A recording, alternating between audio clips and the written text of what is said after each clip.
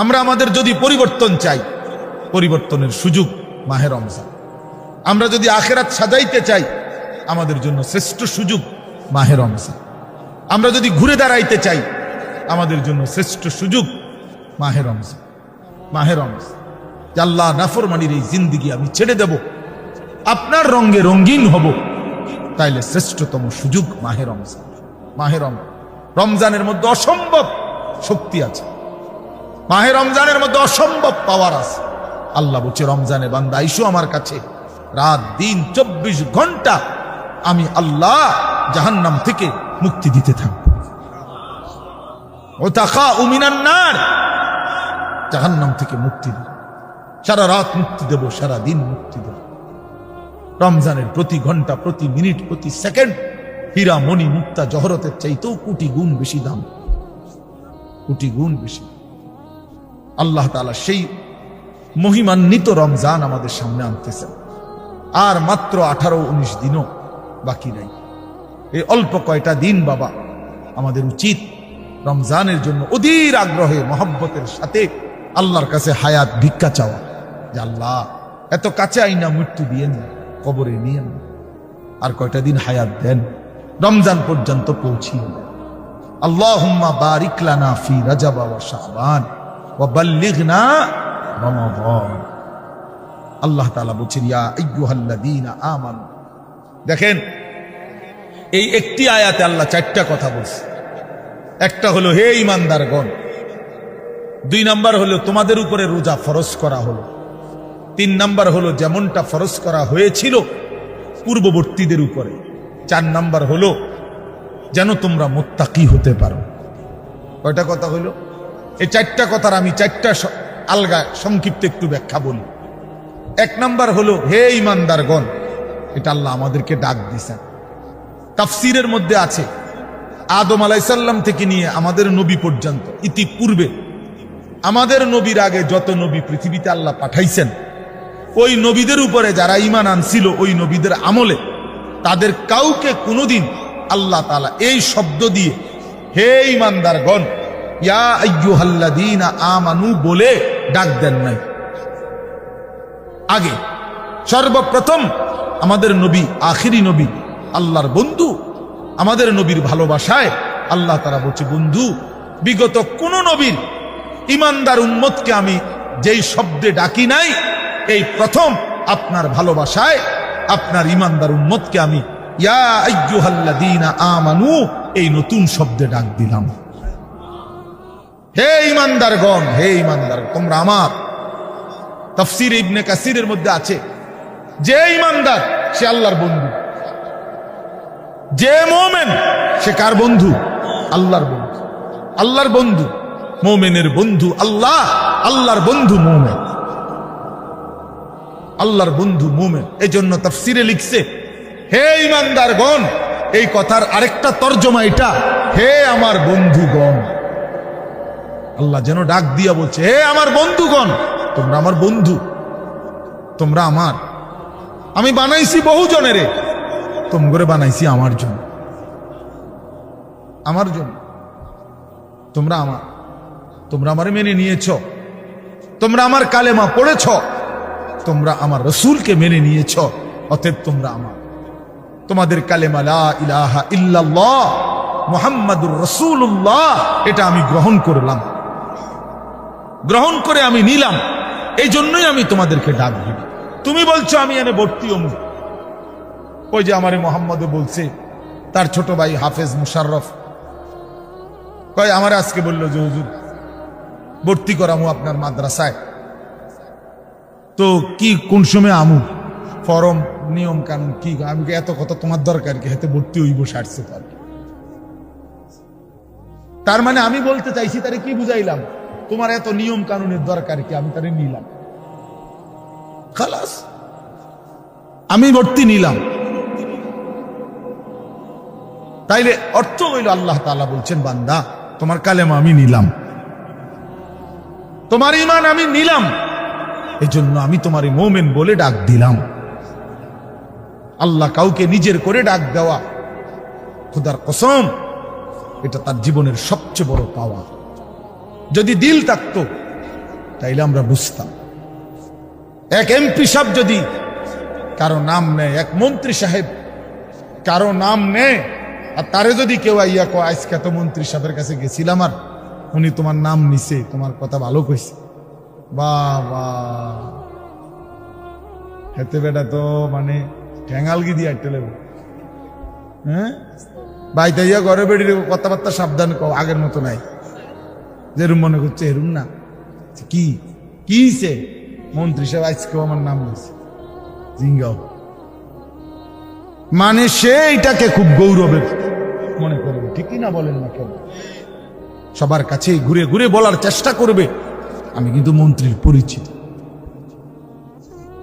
হাদিসের মধ্যে আছে এক সাহাবী উবাই ইবনে কাব রাদিয়াল্লাহু তাআলা আনহু, সাহাবীদের মধ্যে নবীজির সবচেয়ে সুন্দর কোরআন শরীফ পড়তেন যিনি, ওনার নাম হলো উবাই ইবনে কাব।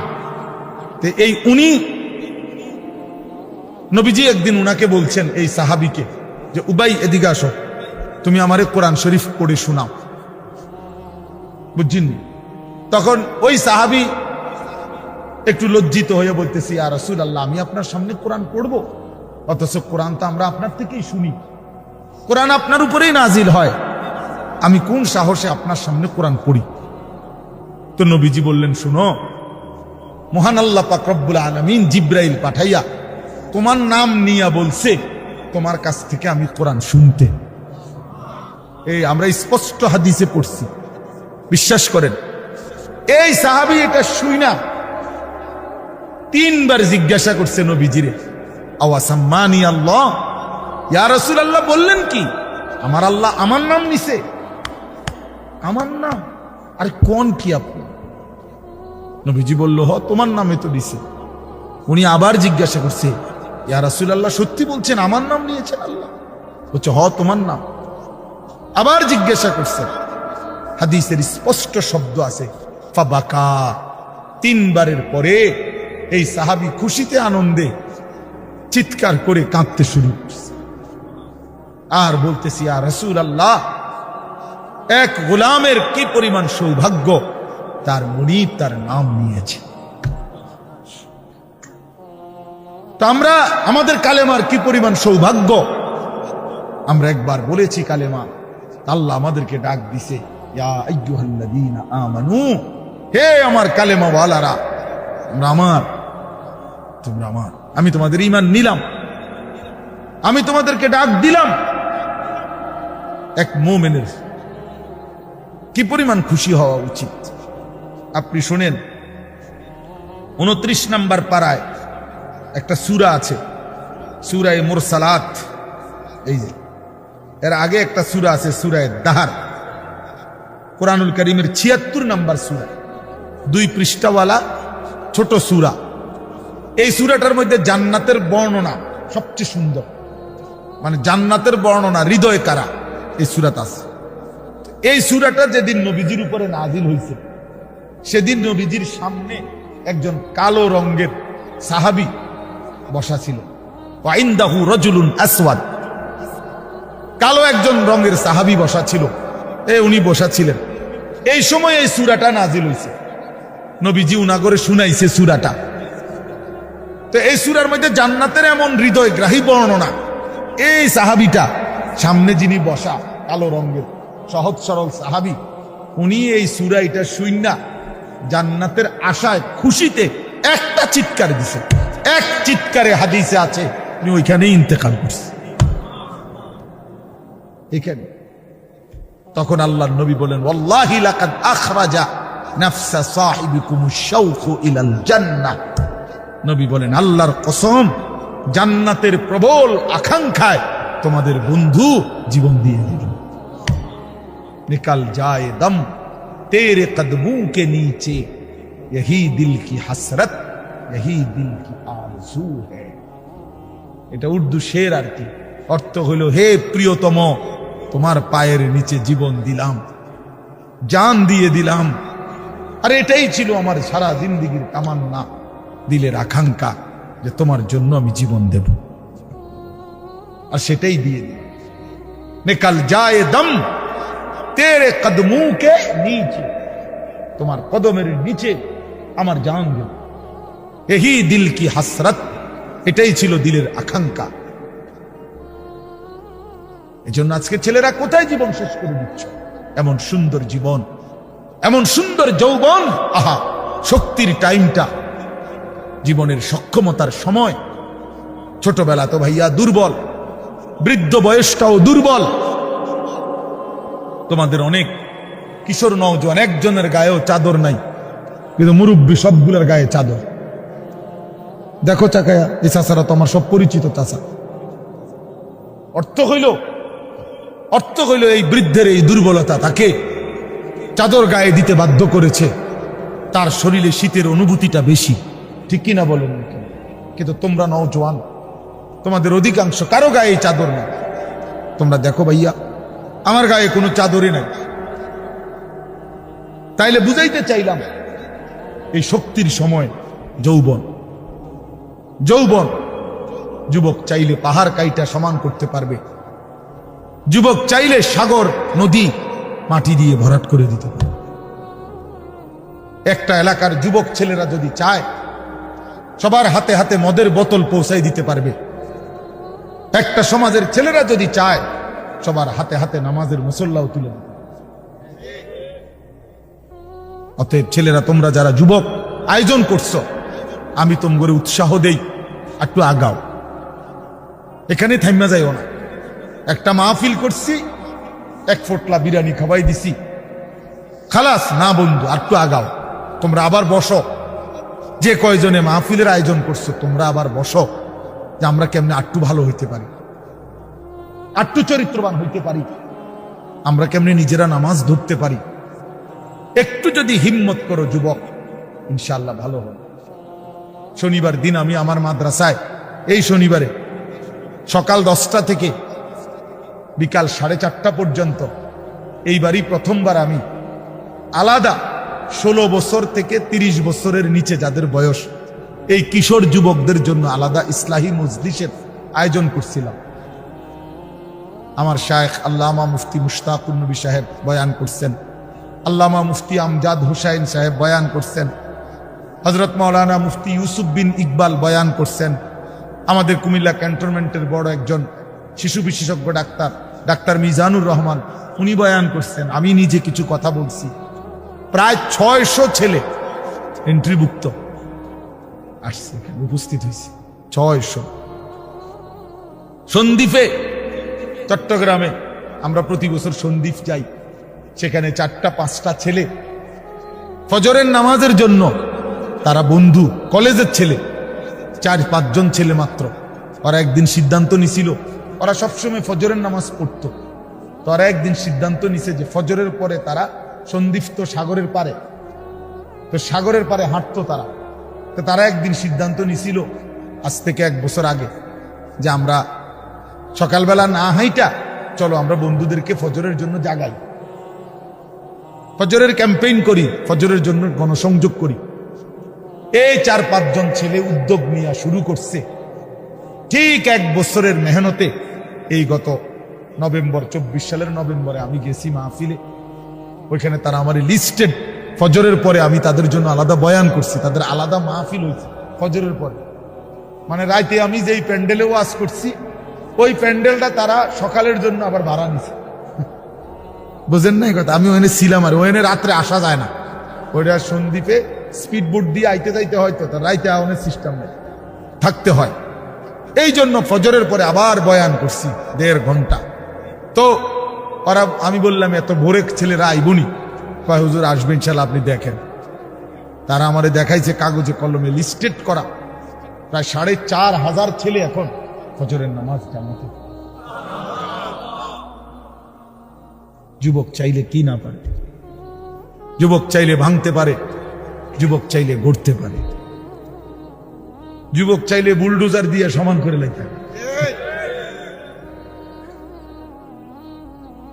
সমান করে ফেলতে পারে। আবার সেই ভাঙার উপরে যুবক চাইলে গড়তেও পারে। আল্লাহ তাআলা নওজোয়ানের শরীরে অসম্ভব হিম্মত দান করছে, অসম্ভব হিম্মত। এই জন্য বাপ, আমি যুবক যারা তাদেরকে উৎসাহিত করলাম। মহান আল্লাহ পাক রব্বুল আলামিন আমাদেরকে বলছেন, আমি তোমাদের ঈমানদার, ঈমান নিলাম, আমি ঈমান দিছি বান্দা। আমি গত বছর যখন তাবলীগের সফরে ছিলাম দিনাজপুর জেলায়, গত বছর আগস্ট মাসে ৭২ বছর বয়স্ক একজন হিন্দু লোককে কালেমার দাওয়াত দিছিলাম। ওনার 2 ছেলে মুসলমান, ওনারে আমি 2.5 ঘন্টা কালেমার দাওয়াত দিছি। আমরা 3 জন আলেম মিলে কত অনুনয় বিনয় করছি, কাকুতি মিনতি করছি, কাঁদছি, চোখের পানি ফেলছি। একটা বার চাচা কালেমা পড়েন, আপনার ছেলে মুসলমান, ছেলের বউ মুসলমান, আপনার নাতি নাতনি সব মুসলমান, আপনি এখনো বসে আছেন কেন? আহা, এই ৭২ বছর হয়ে গেছে। বুড়া মিয়া কয়, আমি না, আমি এটা বলবো বলে নাই। আমি আমার সাথীদের কাছে, আমার 26 জন সাথী নিয়ে চিল্লাই গেছি, 16 জন আলেম, এক চিল্লা সফরে 950 মানুষ আল্লাহর রাস্তায় বের হয়েছে চিল্লার জন্য। আলহামদুলিল্লাহ, আল্লাহই করাইছে। তো বলতেছিলাম, আমি সাথীদের কাছে এসে বলছিলাম যে দেখেন, ৭২ বছর বয়স হয়ে গেছে, এক আল্লাহর বান্দা তার জবান দিয়া কোনদিন তার মালিকের নামটা বের হয়। আমারে আপনারে আল্লাহ তাআলা কত বড় তৌফিক দিছে যে আমরা কত হাজারবার, লক্ষবার কালেমা লা ইলাহা ইল্লাল্লাহ মুহাম্মাদুর রাসূলুল্লাহ এটা যে আমরা পড়তে পারি, পড়তে পারছি, এই সৌভাগ্যের কৃতজ্ঞতা কি? এটা যদি আল্লাহ আমগো জবান দিয়ে কোনোদিন না বলাইতো। কথা বলে না বাপ, এই ছেলেরা মিয়া, এই আব্বাস যারা নামাজ পড়ো না, আরে না ফরমান, তুই যদি হিন্দুর ঘরে জন্ম নিতি, তুই যদি ইহুদির ঘরে জন্ম নিতি, তুই যদি খ্রিস্টানের ঘরে জন্ম নিতি, বেটা কি হতো জীবন যদি কোনোদিন কালেমার আহ্বান না শুনতা? তুমি তো মুসলমানের ঘরে জন্ম নিয়া এভাবে ঈমানকে ফেলে দিলা। মুসলমানের ঘরে জন্ম নিয়ে এভাবে নামাজকে প্রত্যাখ্যান করলা। ছি ছি ছি, তোমারে দেখে তো হিন্দুও হাসবে, তোমারে দেখে তো ইহুদিও হাসবে, তোমারে দেখে তো খ্রিস্টানও হাসবে যে দেখছো হয় নাকি শ্রেষ্ঠ জাতি, ওদের ধর্ম নাকি শ্রেষ্ঠ ধর্ম, ওদের ধর্ম কোরআন নাকি শ্রেষ্ঠ কিতাব, ওদের শ্রেষ্ঠ ধর্ম ওদেরই পছন্দ হয় না, ওদের শ্রেষ্ঠ কিতাব ওরাই পড়তে পারে না। তো এটা কিসের শ্রেষ্ঠ? কথা বলেন না। তাহলে আমি তো আমার ধর্মের অপমান। কথা বলেন না, আমি আমার ধর্মের অপমান না, আমি আমার কোরআনের অপমান। এজন্য তোমরা যারা বেনামাজি ছেলে, তোমরা ধর্মের অপমান।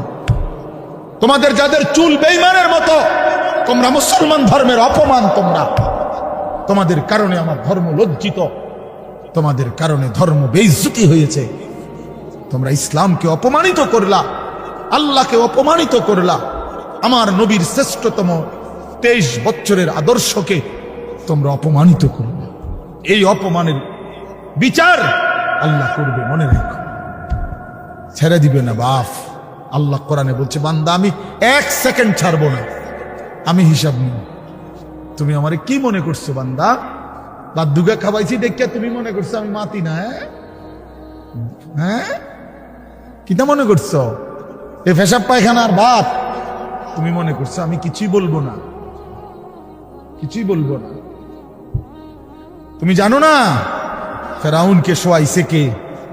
তুমি জানো না কারুনকে শোয়াই দিছে কে? তুমি জানো না নমরুদ সাদ্দাতকে নিশ্চিহ্ন করে দিয়েছে কে? তুমি শোনো নাই? তুমি আন্দাজ করো নাই আমি আল্লাহ কেমন? এই পৃথিবীর কত অবাধ্য জাতিকে আমি আল্লাহ ধ্বংস করে দিয়েছি, শোনো নাই?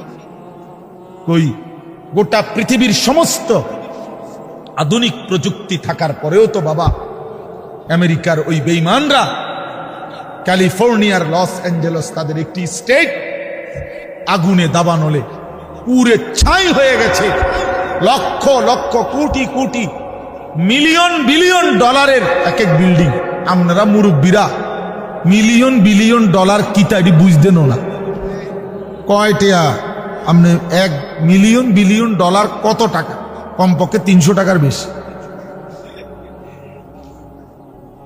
মানে আপনি এটি বুঝতেনও না তে হাইনি এটান বুঝতেনও না কথা বুঝছেন কিনা হ্যাঁ আমরা কিতাবে পড়ছি এক বুজুর্গকে হ্যাঁ একটা জিনিস দামি ওনার কাছে ছিল তো ওনার কাছে বলছি এটা আপনি বিক্রি করে দেন কত মূল্য উনি বলছে 100 দিরহাম 100 টাকা তখন উনি যখন বিক্রি করে দিছে ওনারে 100 দিরহাম দিছে তো অন্য কেউ ওনারে পরে বলছে হায় হায় জনাব আপনি তো বহুত বড় ঠকছেন মাত্র 100 টাকা দাম চাইলেন এটার দাম তো আরো অনেক তো উনি বলছেন আল্লাহর কসম 100 টাকার উপরে 100 দিরহামের উপরে কোনো সংখ্যা আছে আমার তো এটা জানা নেই